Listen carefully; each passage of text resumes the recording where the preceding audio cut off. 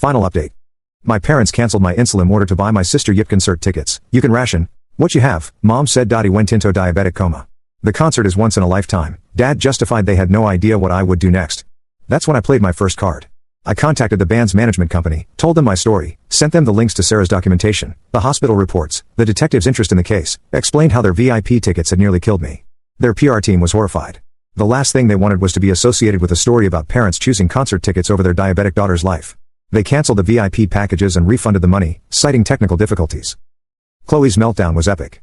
She posted a tearful video about how someone had sabotaged her dream experience.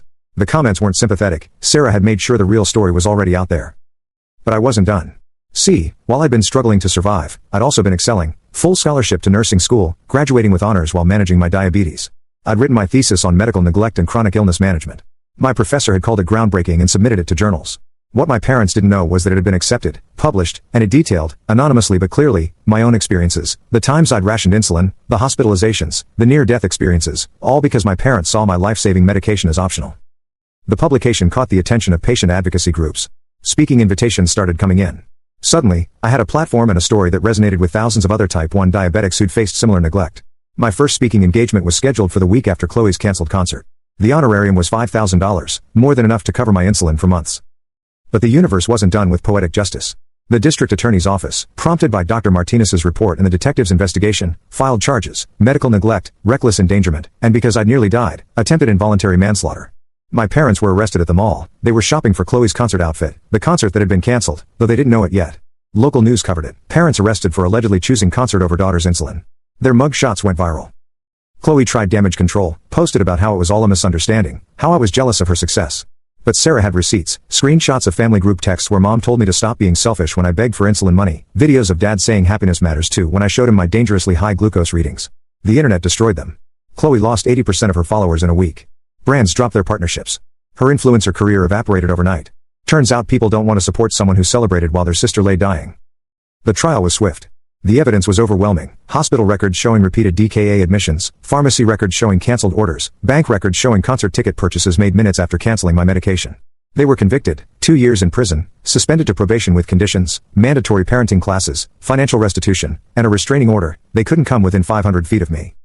The restitution was the beautiful part. They had to pay back every medical bill caused by their neglect, every hospital stay, every emergency intervention, every single cent I'd spent trying to stay alive while they funded Chloe's dreams. It bankrupted them. They sold the house, the cars, Chloe's designer wardrobe, everything, and it still wasn't enough. They'd be paying me back for years. I used the first payment to start a foundation, Insulin Over Image, providing emergency insulin supplies to diabetics whose families prioritized wants over medical needs. The launch event was held the same night as the concert Chloe never got to attend. We raised $100,000 that first night. The keynote speaker? The lead singer of Chloe's favorite band. He'd been so horrified by the story that he'd volunteered to help. He auctioned off the exact VIP experience my parents had tried to buy, with all proceeds going to the foundation. No concert is worth a life, he said from the stage. Music should bring families together, not tear them apart. The video of his speech went viral. Chloe commented, begging him to understand it wasn't her fault. He never responded. I graduated nursing school debt-free thanks to speaking engagements and the publicity from the trial.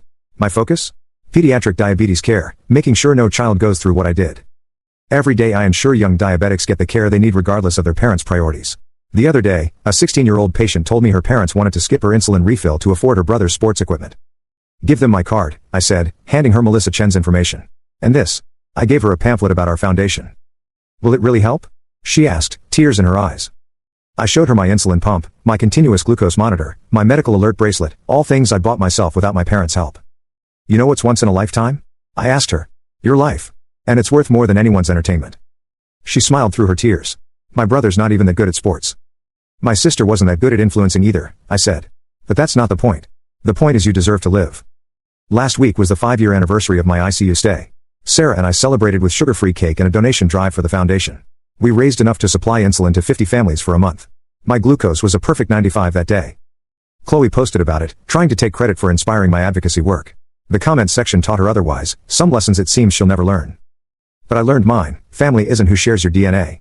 It's who shows up with glucagon when your blood sugar crashes, who fights insurance companies by your side, who sees your life as priceless, not an acceptable loss for someone else's photo opportunity. They had no idea what I would do next. Honestly, neither did I. I just knew I wanted to live. Turns out that was enough. That was everything. And unlike concert tickets, life really is once in a lifetime. I make sure mine counts.